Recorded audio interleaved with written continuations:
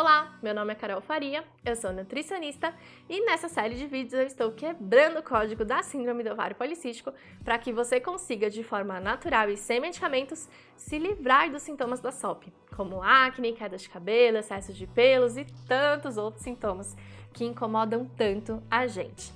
E hoje a pergunta vem lá do meu Instagram. Carol, ovário policístico é a mesma coisa que síndrome do ovário policístico? Eu já falei aqui outras vezes sobre isso e não, gente, não é a mesma coisa.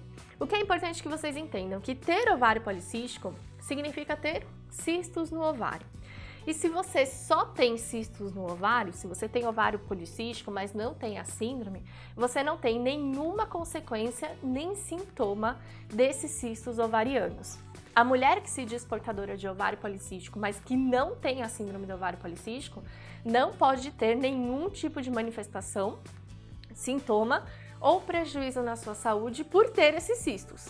São cistos, na maior parte das vezes, funcionais, que inclusive desaparecem com a menstruação. São cistos que não causam problema na sua saúde, não te dão sintomas, não te incomodam em absolutamente nada e não causam dor nem desconforto. Agora, se você diz que tem a síndrome do ovário policístico, isso quer dizer que você tem uma síndrome hormonal que causa alterações hormonais em vários dos nossos hormônios, produzidos alguns deles pelos ovários, mas muitos deles produzidos por outras glândulas do nosso corpo, como tireoide, pituitária, suprarrenal e etc. A síndrome do ovário policístico é uma doença complexa que envolve vários sinais e sintomas, inclusive traz prejuízos para a saúde da mulher e pode causar consequências na saúde dessa mulher, desde que, se não houver um tratamento adequado. Para você ter a síndrome do ovário policístico, você precisa ter 2 entre 3 critérios determinados pelo Consenso de Roterdã, que tem aí pelo menos os seus 30 anos. Quais são esses 3 fatores? Um deles é o cisto no ovário, o segundo é o hiperandrogenismo, ou seja, aumento da produção de hormônios masculinos, e o terceiro é o ciclo menstrual irregular. Se a mulher tiver 2 desses critérios, independente de como eles se combinem, ela pode ser considerada portadora da SOP, desde que sejam excluídas doenças que se manifestam da mesma forma que a síndrome do ovário policístico. Então, quem precisa fazer esse diagnóstico, quem vai dizer para você se você tem ovário policístico ou a síndrome do ovário policístico, tem que ser o médico, de preferência um endocrinologista, que avalie todos os seus hormônios e não apenas o seu aparelho reprodutor, que é o caso do ginecologista. O endócrino ele vai ser responsável por pedir todos os exames bioquímicos e também de imagem para avaliar a presença desses 3 critérios. Ele vai conversar com você para saber quais são as manifestações que você tem, sinais e sintomas como acne, queda de cabelo, excesso de pelos, mas também sinais e sintomas como cansaço, fadiga, indisposição, histórico de depressão, ansiedade, síndrome do pânico, coisas que podem estar relacionadas com o quadro da síndrome do ovário policístico, e vai avaliar também se existem outras doenças, se existe algum outro quadro patológico que possa se assemelhar com a síndrome do ovário policístico e que não foi previamente diagnosticado. E aí, depois que excluir todas essas doenças, ele te dá, então, o diagnóstico da SOP. O que é interessante a gente avaliar nesse contexto? Que para você ter a síndrome do ovário policístico, você nem precisa ter cistos no ovário.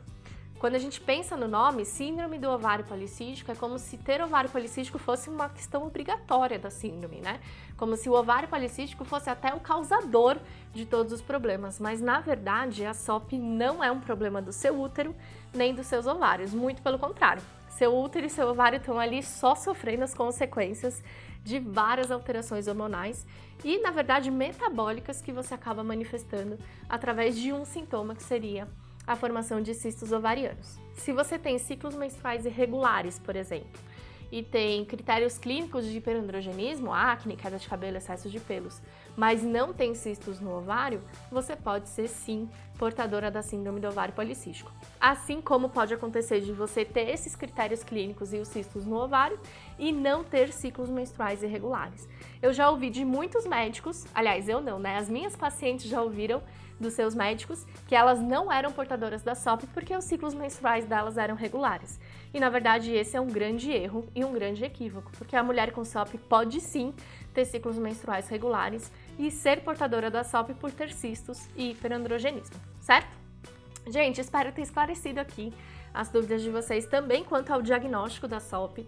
Se você não sabe se é portadora da síndrome do ovário policístico, procure um médico endocrinologista.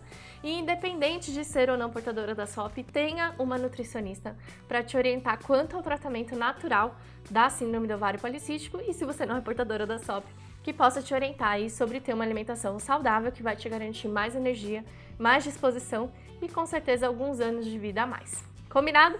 Espero ter ajudado vocês.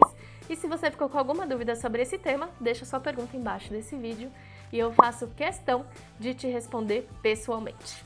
Beijo e até a próxima!